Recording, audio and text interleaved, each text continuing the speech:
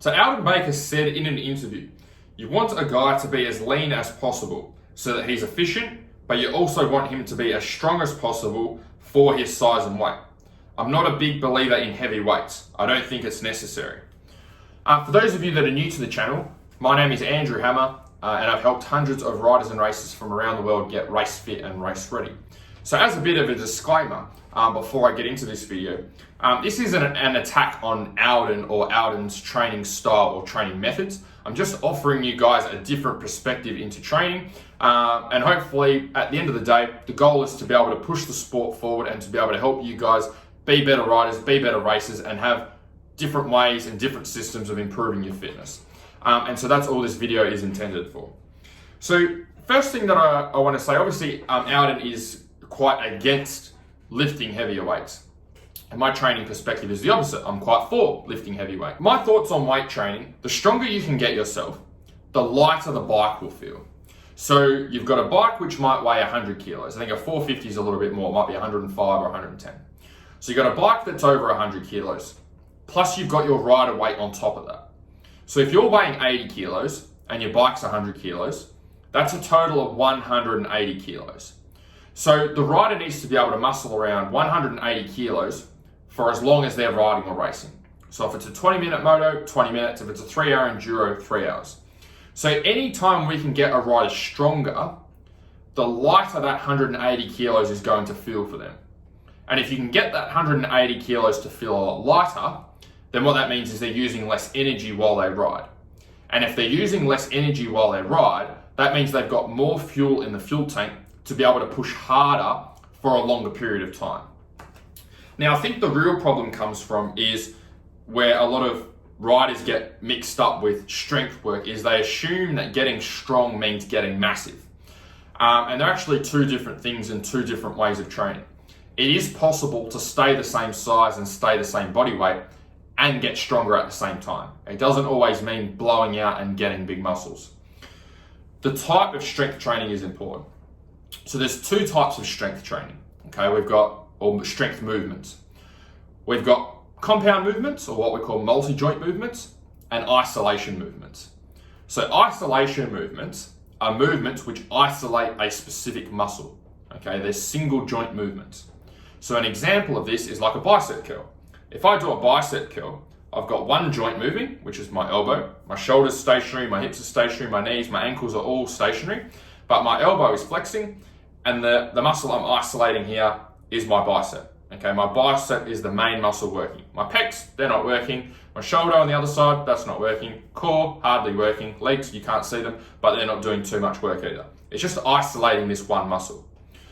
Now, when you're on the bike, your body is working together as one unit from head to toe. Every muscle is working. Okay, you've got your upper back working, your core working, your shoulders working, your arms, your forearms, your hands, your fingers, your feet, everything's working. And that's what makes riding and racing so hard. So if we're doing isolation work like this, then we're not going to get good crossover from your gym work to your riding work, to your riding, because we're training the body in a completely different way. So what we need to do is focus on multi-joint movements.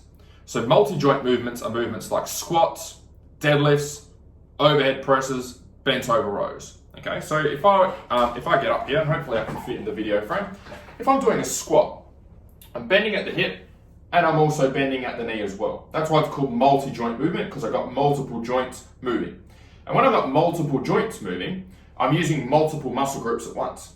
So as soon as I bend for this squat and start to bend my knees, I'm using my quads, my hamstrings, my glutes, my calves are working, my core's working, my upper back's working. If I've got weight on my back, I've got my glutes working.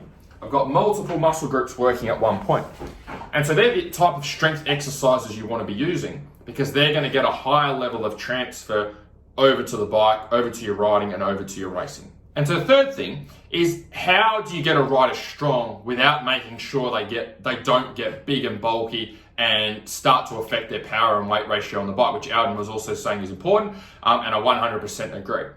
So the way that you get someone stronger without making sure that they don't put on a whole heap of muscle mass is two things. Number one, make sure you use the right exercises, which I just went through. But the most important thing is making sure that their calories and nutrition is kept the same. Often what happens with strength work is people's metabolism will start to increase and they start to get hungrier and they start to crave more food. And so subconsciously, without doing it on purpose, when people train and lift heavier weights, they will start to eat more and consume more. So if you start to lift heavier weights and eat more and consume more, what will happen is your body will start to grow and get bigger. If we keep the calories the same, but we keep lifting heavier weights, what happens is our body doesn't have any extra calories or extra energy to stack on a whole heap of mass. So your body weight has to stay the same.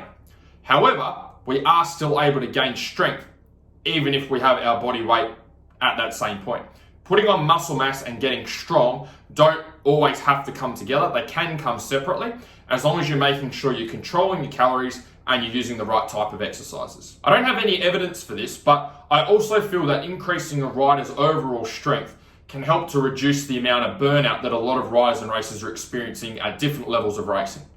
So if you've got a bike that weighs 100 kilos and the rider's overall strength is 100 kilos, what that means is he's always redlining in terms of his strength.